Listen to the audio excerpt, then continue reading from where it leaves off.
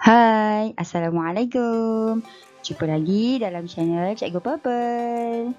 Okey, kali ni kita sambung lagi perkongsian kita untuk hasilkan video PDPC mudah khas daripada cikgu untuk cikgu bagi siri yang ketiga, yang mana kita akan cuba menghasilkan satu video yang menggunakan PowerPoint, dan akhir nanti kita akan gabungkan dengan aplikasi apa-apa aplikasi video, apa-apa saja. Kalau macam saya akan gunakan KineMaster. Okey cikgu-cikgu, jom kita sambung. Dalam siri ketiga disambung daripada siri yang kedua, iaitu kita masih lagi berkongsi tentang asas-asas PowerPoint yang perlu kita kuasai untuk menghasilkan satu video yang power. Cikgu-cikgu, kalau cikgu-cikgu ingat dan follow siri pertama, siri kedua yang kita kongsikan sebelum ini, yang mana siri kedua kita dah bincangkan ada 4 tools ataupun ada 4 perkara asas dalam PowerPoint yang perlu kita kuasai. Tapi dalam siri kedua kita dah bincangkan 4 perkara asas tersebut. So baki lagi 4 perkara tersebut kita akan bincangkan dalam siri yang ketiga ni. Okey cikgu-cikgu? Perkongsian kali ini kita akan terus bincang sambungan daripada siri yang kedua, iaitu kita akan fokus dekat animation, slideshow, shape format dan juga file. Okey cikgu-cikgu, animation, itu English dia. Kalau bahasa Melayu dia animasi lah. Maknanya bila sebut kata animasi ni, kita dah boleh bayangkan animasi ni maknanya sesuatu benda yang kita gerak-gerak. Macam kalau cikgu perasan ada satu tulisan yang tengah bergerak dalam paparan sekarang ni, dalam skrin saya sekarang ni kan, itu adalah salah satu bentuk animation. Okay, yang mana dalam animation ni kita boleh pilih huruf, perkataan, shapes ataupun gambar-gambar yang kita masukkan dalam PowerPoint tu, kita nak bagi dia beranimasi. Jom kita tengok contoh apa yang boleh kita buat dalam animation. Okay, macam biasa cikgu-cikgu, klik dekat atas bahagian animation. Bila klik saja akan keluar pilihan-pilihan tersebut. Okay, ingat cikgu, step ataupun basic yang asas, apa-apa saja kalau nak ubah tulisan ke apa, mesti klik tulisan tu dulu. Kemudian animasi pun sama, animation pun sama. Kalau kita nak gerakkan animasi bagi huruf ataupun bentuk-bentuk ataupun gambar-gambar tersebut, kita kena klik dulu gambar tersebut ataupun tulisan tersebut, barulah boleh pilih apa-apa saja animation yang kita suka, okay, yang kita nak. Okay, kalau kita tak klik tulisan ataupun gambar-gambar tersebut, animation tu tak jadi. Namanya macam seolah-olah kita tak pilih apa-apa pun. Okay, kalau dekat paparan video sekarang ni, contoh saya dah pilih. Okay, kemudian kalau cikgu perasan sebelah kanan ada animation pen. Animation pen ni ambil daripada atas. Okay, daripada sini cikgu animation pen. Okay, apa kepentingan dia, apa keperluan dia? Kita kena klik selepas kita pilih apa-apa saja animasi dekat sini, kita klik animation pen dan paparan dia akan keluar sebelah sini. Okay, ini penting sebab kita nak setting pergerakan dia. Okay, sebelah kanan ke, kita nak dia keluar lambat ke, kita nak keluar dia laju ke, kita nak animasi tu dia serentak ke, kita kena setting. Kita nak dia bergerak kita klik ke atau nak secara automatik. Okay, okay, saya ulang lagi sekali cikgu. Klik animasi, animation, kemudian pilih apa-apa saja animation yang kita nak, kemudian animation pen, dan lihat pada sebelah kanan akan keluar paparan animation pen. Okay, dekat sini cikgu kita kena setting. Okay, tu ada pilihan cikgu. Kalau kita dah pilih, kita boleh on click with previous ataupun after previous. Biasa saya pilih with lah. Maksudnya bila kita save dia sebagai video tu, maknanya kita save je, kita select tu je, dia akan pop keluar, dia automatic gerak. Kalau on click ni biasa untuk manual, untuk orang yang membentang presentation lah. Okay, so kita tak boleh buat automatic. So kalau untuk presentation, dekat sini cikgu-cikgu pilih on click lah. Dekat sini. Dalam setiap animation cikgu pilih ni, dekat hujung dia ni cikgu-cikgu pilih. Kalau on click, maksud dia sesuai untuk presentation. Kalau untuk buat video, with reviews. Okay cikgu-cikgu, perkongsian seterusnya kita nak kongsikan tentang slideshow. Okay, slideshow maksud dia kita punya persembahan tu macam mana, kita punya slide tu kita nak persembahkan dia bentuk macam mana. Okay, sama ada dari awal ke automatic ke, apa yang boleh buat dalam slideshow. Okay, macam biasa klik slideshow dekat atas. Itu adalah pilihan. Okey, kalau cikgu ni adalah paparan untuk Microsoft 365 tau. Tapi kalau dalam selain daripada 365 dia setting-setting tu tak ada. Ni adalah contoh-contoh dia. Kalau saya pilih setting tadi from beginning, dia akan start daripada awal tadi lah. Okey. Ni paparan untuk Microsoft 365. Rasa kalau Microsoft 2013 ke bawah tu dia tak banyak sangat function ni. Okey. Tu dia pilih bentuk macam tu lah. Okey, tu record slideshow. Dalam yang ni special sikit. Dia memang tak akan ada dalam Microsoft lain. Dia ada dalam 365 sahaja. Maksud dia kita punya slideshow tu kita boleh rakam. Macam yang saya tengah buat ni, sebenarnya saya gunakan record slideshow. Maksud dia PowerPoint tu saya dah buat siap-siap, kemudian saya akan record menggunakan inilah record slideshow.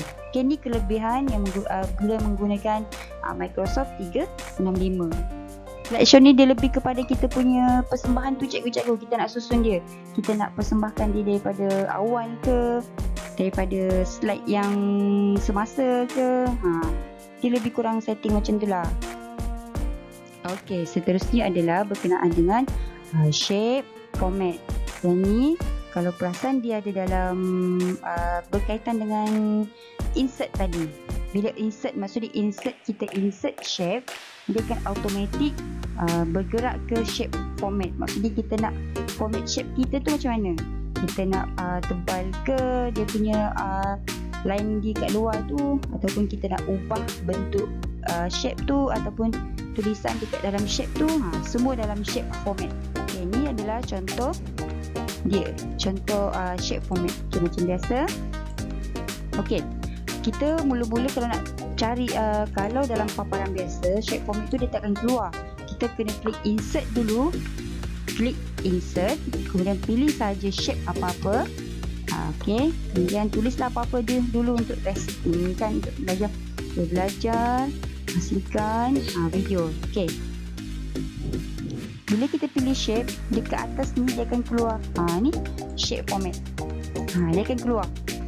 Okey, shape format ni lah kita boleh ubah dia bentuk macam mana. Kita nak tebal ke, okey, kita nak ada line putih kat tepi, ataupun kita nak ada shadow, kita nak buat bentuk 3D pun boleh.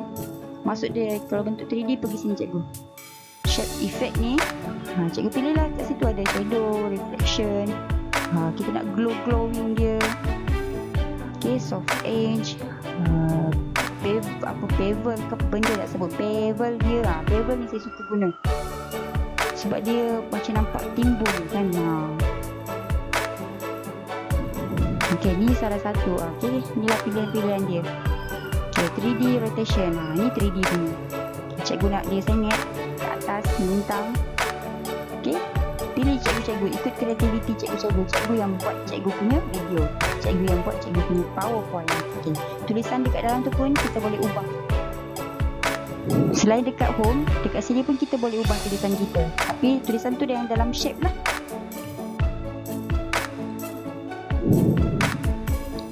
Okey, tu kita boleh ubah tulisan dia. Okey, text fill, outline. Saya suka guna outline. Maksud dia punya garisan luar tu kita nak tebal ke nak nipis, nak warna lain ke, tak nak warna lain. Biasa saya akan guna contoh macam ni kan, contohnya macam ni. Macam ni saya guna dalam ni lah shape format. Ini tulisan tu dekat dalam dia warna putih. Dia punya garisan luar tu saya letak warna hitam. Lepas tu saya buat glowing. Macam tu. Dia besarkan tulisan. Shape format dia lebih kurang sama dengan dekat home. Function dia sama. Cuma shape format ni dia ubah tulisan dalam shape, dalam kotak, dalam shape yang kita pilih. Kalau kita nak gerak-gerakkan, kita nak animasi. Saya ada satu soalan cikgu. Kalau kita dah siap ni, kita dah siap kotak ni, kita nak gerakkan dia cikgu. Kita pilih mana ya cikgu? Kita pilih mana ya cikgu? Okay, kita pilih. Ya betul, kita pilih animation. Kita nak gerakkan dia dari kiri, dari kanan. Pandai dah tu cikgu tu. Cikgu ingat dah tu. Alhamdulillah. Okay, cikgu.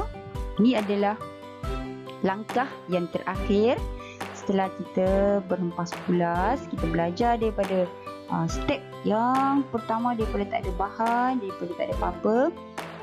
Kini tibalah masanya kita save ataupun kita export file PowerPoint yang kita dah siapkan tu, sama ada sebagai video, nak print boleh, ataupun nak share pun boleh. Okay. Satu, kalau kita nak save file PowerPoint ikut format, cara dia lain. Kalau kita nak jadikan dia video pun cara dia lain. Okay, jom. Okay, contohnya. Okay, dekat paparan atas, file ni berada di sebelah home. Ni untuk paparan 365. Okay, dekat sebelah kiri dia ada banyak pilihan. Okay, kalau save, kalau kita klik save saja, dia akan save je. Maknanya save ni biasanya dia lebih kepada benda tu dah ada nama, file tu dia dah ada nama. Contoh macam ni kan, cara buat video. So saya ada ubah apa-apa, saya save je lah macam biasa.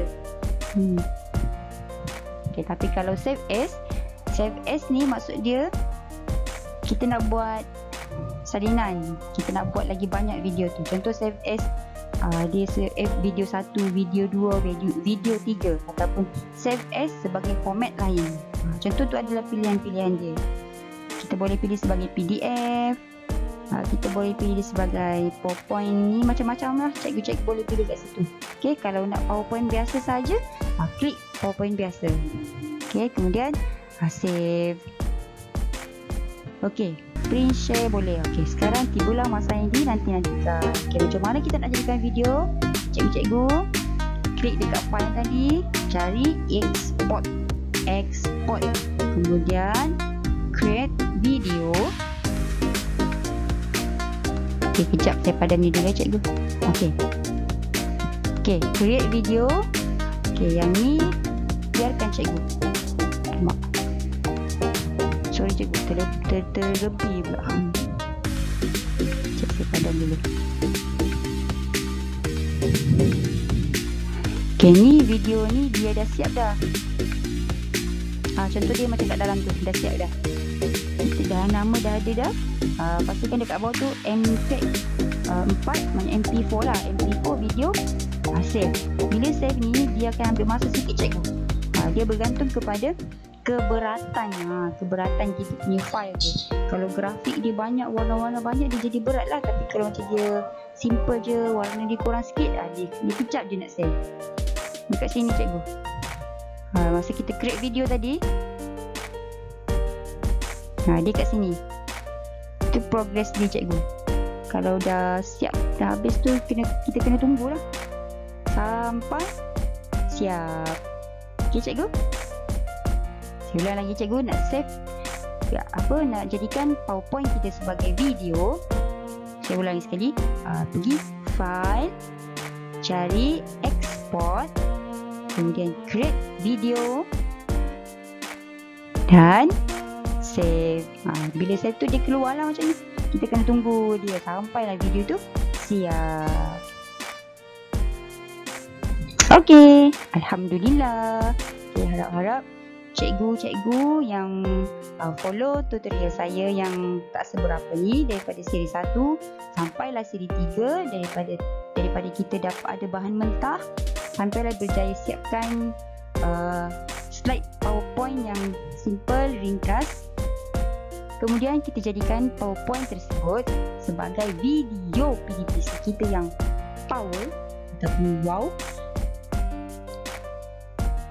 Dan kita akan wowkan lagi bila kita gabung dia dengan aplikasi video editing.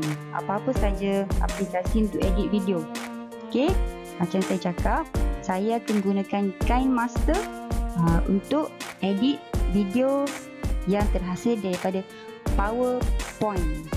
Okey cikgu-cikgu, harap cikgu-cikgu dapat sedikit manfaat daripada tutorial yang saya sharekan daripada siri 1 sampailah siri ke-3. Siri 1 sampai siri ke-3 tu cikgu-cikgu dah berjaya menyiapkan ataupun menghasilkan satu video PDPC yang simple tapi power. Okey. Kalau cikgu-cikgu nak guna PowerPoint tu saja pun dah cukup dah boleh dah. Tapi kalau cikgu-cikgu nak sambung edit dengan aplikasi editing video yang lain pun boleh. Maknanya kita lagi tambah efek dia. Nak bagi contoh, kita nak masukkan gambar-gambar kita nak bercakap ke dekat dalam tu. Okey? Okey cikgu-cikgu, kita akan jumpa dalam siri keempat tentang aplikasi KineMaster dan PowerPoint.